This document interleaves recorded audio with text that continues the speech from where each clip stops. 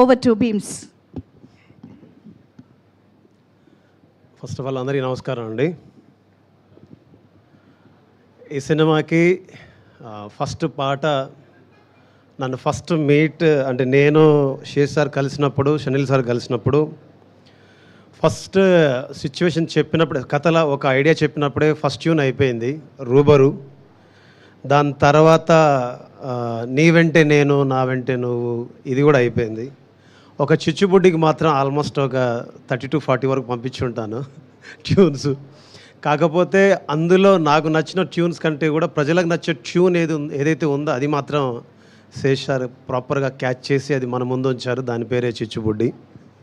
And ఈ సినిమాలో background స్కోర్లో మీకు మరి ఇంతలా ప్రేమిస్తారా, మరి ఇంతలా ప్రేమిస్తారా, మరి ఇంతగా వేధిస్తారా, మరి ఇంతలా ప్రేమిస్తారా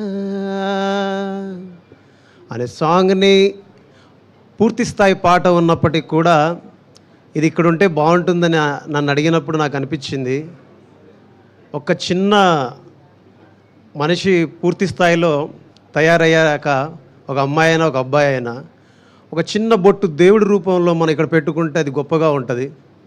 ఒక అమ్మాయిలు అయితే ఇక్కడ చిన్న బొట్టు బిల్ల పెట్టుకుంటే అది అందంగా ఉంటుంది. సో అది చిన్నదైనా పెద్దదైనా దాని ప్రత్యేకత దానిదే కాబట్టి అది అక్కడ ఉండడం నాకు రైట్ అనిపించింది. అందుకే అది దాని సినిమాలో పెట్టినప్పుడు, సినిమా థియేటర్లో చూసుకున్నప్పుడు గర్వంగా ఫీల్ అవ్వడం చాలా సంతోషంగా అనిపించింది. ఇకపోతే షనిల్ డియో సార్ డైరెక్టర్ గారు షనిల్ డియో సార్, మిమ్మల్ని కలిశాక, మీతో మాట్లాడాక, మిమ్మల్ని కలుస్తూ ఉన్నప్పుడు, మీతో డిస్కషన్స్ చేస్తూ ఉన్నప్పుడు, పాటల విషయంలో కావచ్చు, పర్సనల్ విషయాల్లో కావచ్చు, నాకు అనిపించింది ఏంటంటే మిమ్మల్ని చూసినప్పుడు మీరు ఎంత శాంతంగా ఉన్నారో మీ మాటల్లో కూడా అంతే ప్రశాంతత ఉంటుంది. నిజం చెప్పాలంటే పోలిక నాకు తెలిసి గొప్పదని నేను ఫీల్ అవుతున్నాను. ఒక మదర్ తెరీసా కనుక నిజంగా బతికుంటే మీ రూపంలో ఒకవేళ జీవించి ఉంటే కనుక అంత గొప్ప మనసుని, అంటే ప్రపంచంలో కరువు లేనిది ప్రేమ ఒక్కటే అని చెప్పిన గొప్ప మనిషి మదర్ తెరీసా గారు. అందుకే నేను అంటున్నాను, ప్రపంచంలో కరువు లేనిది ఒక్కటే, ప్రేమ ఒక్కటే. అలాంటి ప్రేమని ఇవ్వగల మనసున్న గొప్ప వ్యక్తి Shanil sir. And thank you so much. వీలుంటే చెప్పండి, మీతో కలిసి నెక్స్ట్ ప్రాజెక్ట్ చేయాలనిపిస్తుంది, నాకు చేయాలనే కోరిక ఉంది నాకు. ఇకపోతే రెండోది, చాలాసార్లు సహనాన్ని కోల్పోతూ ఉంటాం, చాలాసార్లు ఓపిక నశించిపోతూ ఉంటుంది, చాలాసార్లు మనకు కోపం వస్తూ ఉంటుంది. ఎందుకు ఈ పని, ఎందుకు ఇదంతా అని ఒక తెలియని నిరాసక్తత, నిరాశ మన దగ్గరికి వస్తూ ఉంటాయి. కానీ పూర్తి స్థాయి ఒక పనిని ప్రేమించి పూర్తి స్థాయిలో దాని పట్ల బాధ్యతగా దాని మీదనే దృష్టి కేంద్రీకరించి ఒక పనిని సగర్వంగా ప్రపంచం ముందు నిలబెట్టగలమని ఒక పూర్తి స్థాయి సహనం కలిగినటువంటి ఒక వ్యక్తిని, పూర్తి స్థాయి ఒక ఓపిక ఉన్నటువంటి వ్యక్తిని, పూర్తి స్థాయి నాణ్యత గల పనిని తీసుకోగలిగే శక్తివంతమైన వ్యక్తిని నేను కలుసుకున్నాను. ఆ వ్యక్తి పేరు అడవి శేష్ సార్. ఇది ఎందుకు చెప్తున్నానంటే, వేదిక ఎక్కాం కదా, 4 మాటలు చెప్పేసి వెళ్ళిపోవచ్చు, 4 కహానీలు కూడా చెప్పేసి వెళ్ళిపోవచ్చు. నేను ఆయన కలిసినప్పుడు, భీమా నేను కొంచెం అది, నేను కొంచెం ఇది, నేను కొంచెం నువ్వు ఇబ్బంది పడొద్దు అనేవారు. నేను అన్నాను, మీరు ఎప్పుడైతే రూబరు పాటను నా దగ్గర నుంచి ఒక ట్యూన్ రూపంలో తీసుకున్నారో నేను అప్పుడే ఫిక్స్ అయ్యాను. ఓకే, నేను ఏ ఉద్దేశంతో అయితే చాలాసార్లు ఇలాంటి పాటలు చేయాలని కోరుకున్నాను, ప్రజల ముందు తీసుకెళ్లాలనుకున్నాను, అలాంటి ఒక సినిమా నాకు దొరికిందని నేను ఆశపడ్డాను. అప్పుడు ఏమనిపించిందంటే, నేను సార్తో ఒక మాట అన్నాను, సార్ నేను యాజ్ ఎ మ్యూజిక్ డైరెక్టర్గా మీతో నేను కలిసి పనిచేయట్లేదు, నేను యాజ్ ఎ భీమాగా మీ దగ్గర కలిసి పని నేర్చుకుంటున్నాను. అది నాకు చెప్పడానికి ఈ పూట కూడా నేను గర్వంగా ఫీల్ అవుతున్నాను. బికాస్ ఒక కొత్త తరహా ఆలోచనని ప్రపంచం ముందు తీసుకెళ్లాలంటే కొత్త తరహా మనస్తత్వం కలిగిన వ్యక్తులతో సహవాసం చేస్తేనే సాధ్యమవుతుంది. అందుకే ఇప్పటిదాకా మన తెలుగు పరిశ్రమలో చాలా చూసాం మనం, బట్ ఇప్పటిదాకా అపజయం మెరుగని ఒక హీరోని మన అడవి శేష్ సార్ రూపంలో చూస్తున్నాం. అపజయం అంటూ ఎరుగని ఒక వ్యక్తిత్వాన్ని ఆయన రూపంలో మనం చూస్తూ ఉన్నాం. అందుకే ఈరోజు మీ అందరితో కలిసి మళ్ళీ మళ్ళీ నిన్నే చూడాలని అంటున్నది మనసే, కాసేపు నువ్వు నేను కలిసే, క్షణంలో లోకమంతా తెలిసే. నువ్వే నాకు దాదాపుగా అయిపోయావే అలవాటుగా, ఎంత ఎంత నేనాపినా నా ప్రాణమే ఆగనంటోందిగా. రుబరు ఏ రుబరు ఏ రుబరు, రుబరు ఏ రుబరు ఏ రుబరు. ఇలాంటి పాటలు మీ దాకా తేగలిగాం. దీని తర్వాత నాకు ఎస్పెషల్లీ ఈరోజు ఇక్కడ మాట్లాడడానికి ఇంకో కారణం ఏంటంటే, ఎవరిని చూసి ఇన్స్పైర్ అయ్యి ఎవరి దగ్గరికి వెళ్ళి అయినా సరే ఎవరి దగ్గరికి వెళ్ళి పాట రాస్తే నా జీవితంలో ఒక గొప్ప విషయంగా భావిస్తాను, గొప్ప మనిషిగా మారగలను, గొప్ప పేరు సంపాదించగలను అని నేను ఫీల్ అయ్యి ఒక 25 ఏళ్ల క్రితం ప్రయాణం మొదలుపెట్టిన నా ప్రయాణంలో నాకు ఇప్పుడు ఈ సినిమాకి సంబంధించి నా జన్మ ధన్యమైపోయింది. ఏంటంటే రూబరు పాట విని వాకింగ్లో కలిసిన Mani Sharma sir, legendary Mani Sharma sir, అబ్బాయి ఏంటి పాట ఏంటిది ఏంటిది అన్నారు. ఏమైంది సార్ అన్నాను. ఏం చాలా బాగా పాడావయ్యా అన్నారు. ఏం పాట పాడాను సార్ అంటే, అదే రూబరు రూబరు అని అన్నారు. సార్ చెప్పండి నచ్చిందా మీకంటే? నిజంగానే నచ్చింది, చాలా చాలా బాగా పాడావు. బాగా పాడటం కంటే కూడా నాకు నువ్వు పాడిన తర్వాత గుర్తొచ్చిన విషయం ఏంటంటే, దివంగతులైనటువంటి కేకే గారు నాకు గుర్తొచ్చారు. అంత గొప్పగా పాడావయ్యా నువ్వు ఈ పాట నీ వాయిస్కి బాగా సూట్ అయిందని చెప్పారు. కేకే గారితో నా వాయిస్ని పోల్చడం అనేది ఒక గొప్ప విషయం. అయితే ఇంతకుముందు నువ్వు ఏదైనా పాటలు పాడావా అని అడిగారు. ఇంతకుముందు నేను ఎన్నో పాటలు పాడాను, అన్ని బ్లాక్ బస్టర్స్. నేను పాడిన ఎవ్రీ సాంగ్ బ్లాక్ బస్టరే, హ్యూజ్ బ్లాక్ బస్టర్స్ అనమాట. కానీ నన్ను ప్రత్యేకంగా ఈ పాట పేరు చెప్పి ఈ పాట చాలా బాగా పాడావని చెప్పారు. మణిశర్మ సార్, మీకు నా పాదాభివందనం.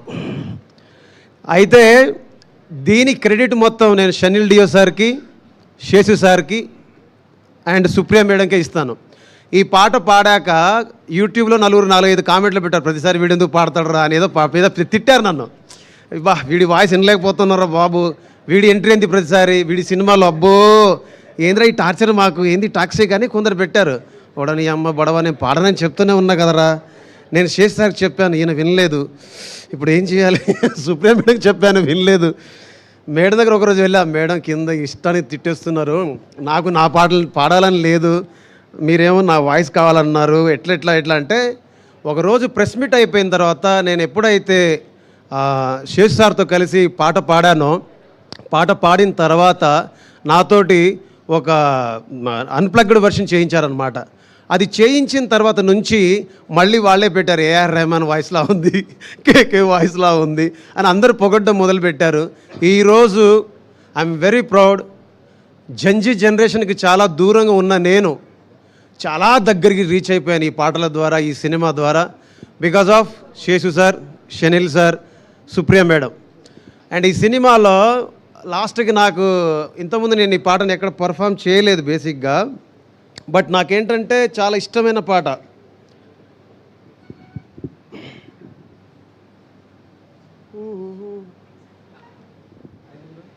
శుభ్రంగా సార్ మీరు పాడతారంటే మాకు అంటకంతేనా అంటే మనం టైం తీసుకోవద్దు.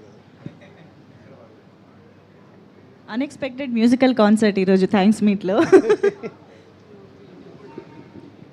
ఏ రోజైతే వదిలేసి వెళ్ళావు నా ప్రేమని, ఆ రోజునే వదిలేసుకున్నాను నాశని. నమ్మేదెలా నా కళ్ళ ముందుంది నువ్వేనని, పొరపాటుగా కలగంటూ ఉన్నానా నిన్నని. నువ్వే నన్ను కాదన్నాక ఏమైపోతానో అనుకుంటూ ఉన్నా, కలిసిన బంధం తెగిపోయాక ఎవరికి ఎవరంటే కడ వరకు తెలుసా తెలిసేనా తెలిపేనా కలిసేనా కలిపేనా ఈసారైనా కలిసుంటేనే ప్రేమంటారా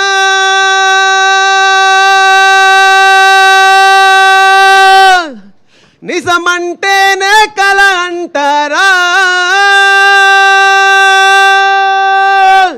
నీ వెంట నేను నా వెంట నువ్వు మన వెంట ప్రేమ అలలాంటిదేనా నాతోటి నువ్వు నీతోటి నేను మనకున్న ప్రేమ అనుకున్నదేనా. ఈ పాటలు రాసిన భాస్కర్ భట్ల సార్. సార్ ఒకసారి రండి. నేను సార్ కలిసి రాసిన చేసిన సినిమాలలో నువ్వు నవ్వుకుంటూ వెళ్ళిపోమాకే ఎంత పెద్ద హిట్టో మీకు తెలుసు. గోదావరి గట్టు మీద రామచిలకవే ఎంత పెద్ద హిట్టో తెలుసు. ఒక మీసాల పిల్ల.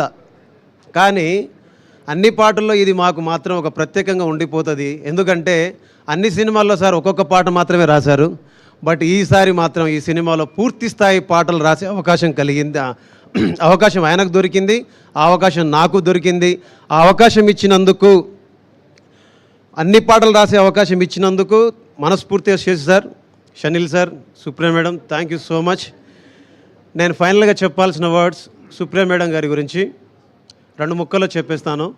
ఎక్కువ టైం తీసుకున్నట్టు క్షమించండి. అన్నపూర్ణ స్టూడియో ముందు ఇంతకుముందు వాటర్ పైప్ లీక్ అవుతూ ఉంటుంది అనమాట. ఆ వాటర్ పైప్ లీక్ దగ్గర నుంచే వాటర్ వస్తుంటే ఆ వాటర్ తీసుకొని అక్కడే బట్టలు ఉతుక్కొని అక్కడే పాటలు రాసుకుంటూ అక్కడే ఆ పిచ్చి మొక్కల మీద ఆరబెట్టుకొని అక్కడి నుంచి ఈ స్టూడియోలోకి ఎలా రావాలి, వీళ్ళని ఎలా కలవాలి అని సుమారుగా ఒక 8 సంవత్సరాలు అక్కడ తిరిగేవాడిని, కలవడానికి ప్రయత్నాలు చేసేవాడిని, తన్నులు తినేవాడిని, ఎదురు చూసేవాడిని. కానీ ఒకరోజు రానే వచ్చింది అన్నపూర్ణ స్టూడియోలోకి నన్ను తీసుకెళ్ళి ఒక స్టూడియోలో నాకంటూ ఒక రికార్డింగ్ స్టూడియో పెట్టుకొని పనిచేసే అవకాశం ఈ నేచర్ ప్రకృతి కల్పించింది.